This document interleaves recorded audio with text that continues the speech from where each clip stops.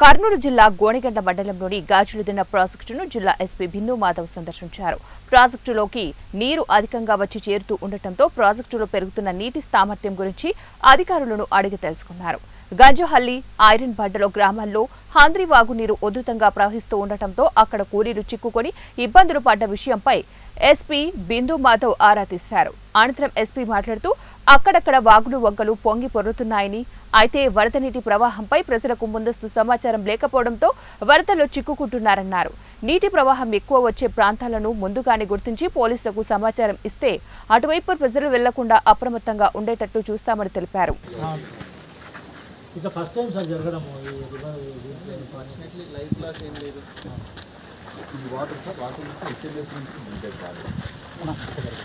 అంటే 2018 నుంచి హెచ్ఎన్ఎస్ ఇంతకుముందు అయితే లేదు sir. Once in 5 years full దీని కింద 24,000 ఎకరాలు ఉంది సార్.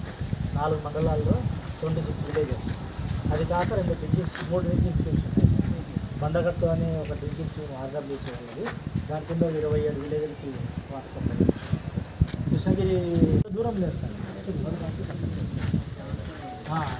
వాగు రివర్ దాటితేనే ఒక 60 meters అట్లా ఉంటుంది సార్. రివర్ బీచ్ దాంట్లో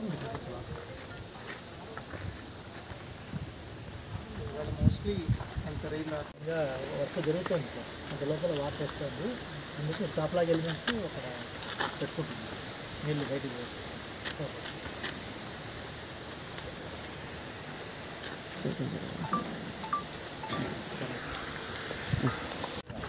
377 దాటిన తర్వాతనే మనం ఓవర్ఫ్లో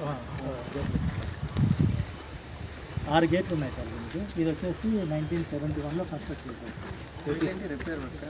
అంటే ఇది స్టాప్ లాగ్ ఎలిమెంట్ 6 గేట్స్ ఉన్నాయి సార్.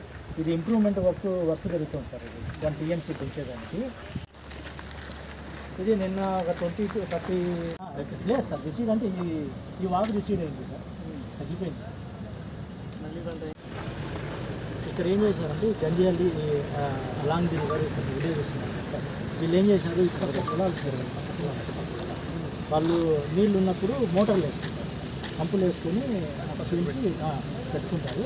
విలేజ్ ఇక్కడున్నా కానీ